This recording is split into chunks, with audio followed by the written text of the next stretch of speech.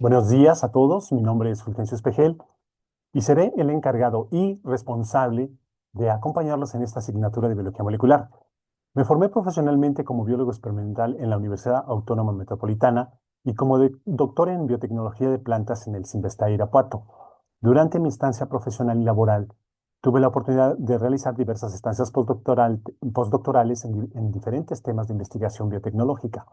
Uno de ellos en un estudio de proteómica de cáncer gástrico, mientras que en las otras estancias me enfoqué principalmente en temas de biología molecular, de plantas y particularmente en estudios de interacciones planta-virus, donde tuve la oportunidad de diseñar y desarrollar un kit de diagnóstico para detectar dos de los principales virus que infectan el cultivo de papaya en México.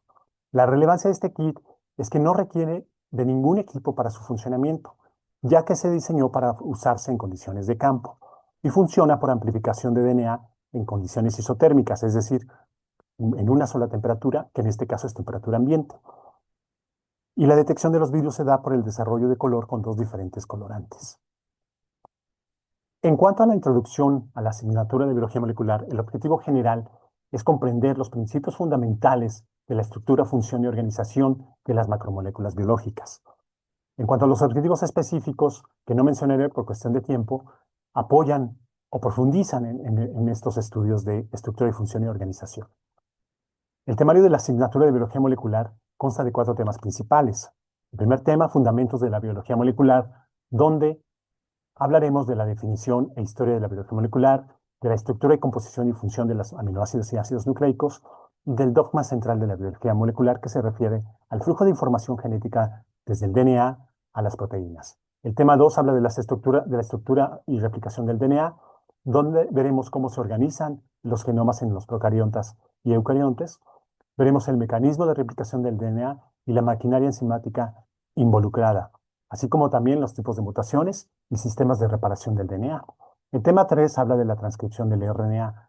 Veremos los mecanismos de transcripción de la síntesis del RNA, cuáles son los factores de transcripción involucrados y cómo interactúan con las regiones promotoras o potenciadoras. Y veremos el procesamiento de los RNAs después de ser sintetizados. El tema 4 habla de la traducción de las proteínas. Veremos cuál es la maquinaria de traducción. Veremos los mecanismos de inicio, elongación y terminación en la síntesis de las proteínas. Y por último, las modificaciones posttraduccionales que se realizan después de ser sintetizadas las proteínas.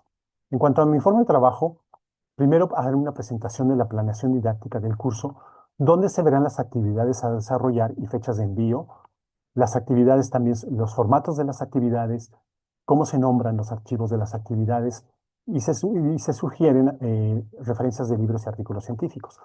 También se darán a conocer las rúbricas de evaluación de cada actividad. Como punto 2, se realizarán conferencias al inicio de cada tema para resolver dudas.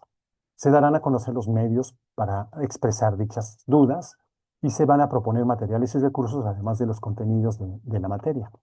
Se pedirá elaborar y enviar evidencias de aprendizaje a los estudiantes, como también evidencias de autorreflexión. En cuanto a medios de contacto y horarios disponibles, se sugiere el uso de correo electrónico oficial de la UNADEM, así como los mensajes privados del aula virtual y el foro de dudas también del aula virtual, en cualquier horario de lunes a sábado. En cuanto a la resolución de dudas frecuentes en la primera sesión, lo dividí en tres categorías: dudas del uso de plataformas y aula virtual, dudas de la metodología de trabajo y actividades y dudas sobre la evaluación y la comunicación. En la primera categoría, las preguntas frecuentes podrían ser cómo acceder al aula virtual, cómo navegar o cómo actualizar el perfil del usuario.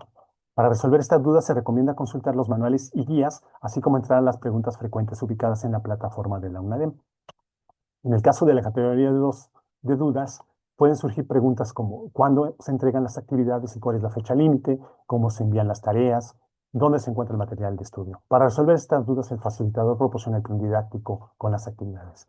En la categoría 3 de dudas, podrían surgir preguntas de cómo y quién evaluará las actividades, dónde consultar las calificaciones, cuál es la mejor forma de comunicarse con el docente. También se resuelven con el plan didáctico y con los manuales y guías de la plataforma.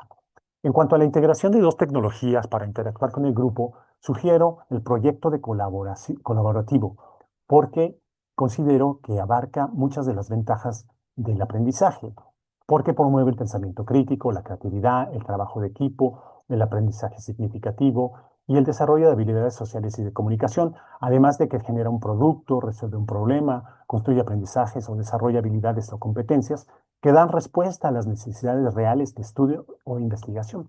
El proyecto colaborativo está formado por estos pasos y durante el proyecto el facilitador debe fomentar el interés para el trabajo creativo, sugerir contenidos, estimular la participación, brindar retroalimentación y acompañar el proceso monitoreando el trabajo individual y colaborativo y orientando el trabajo a contextos cercanos a la realidad académica y profesional. La segunda tecnología que propongo es el reporte de investigación porque fortalece la capacidad de análisis y habilidades de redacción en los estudiantes durante estudios de investigación para comunicar de manera eficaz resultados y conclusiones. La estructura general del reporte lleva una introducción, una metodología, hallazgos de resultados, análisis y discusión de resultados y conclusiones. Sin embargo, la redacción del reporte de investigación depende del tipo de reporte de investigación y de su naturaleza. Estos pueden ser artículos científicos, monografías o tesis o tesinas. En cuanto al material de apoyo, recomiendo una combinación de libros de texto, artículos científicos, recursos en línea y materiales prácticos. En cuanto a libros, sugiero estas dos bibliografías. Y en cuanto a recursos en línea, por ejemplo, en canales de YouTube como el playlist de Biología Molecular desarrollado por la Universidad de Valencia.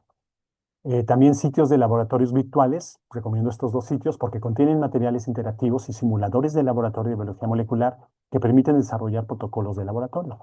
En cuanto a artículos y documentos científicos, sugiero estos sitios porque permiten el libre acceso a artículos científicos. Y por último, la base de datos para que los alumnos se familiaricen con el uso de base de datos y conozcan los diferentes tipos de bases de datos que pueden ser de secuencias de DNA, secuencias de bases de datos de genomas completos o bases de datos de proteínas. Por su atención, gracias.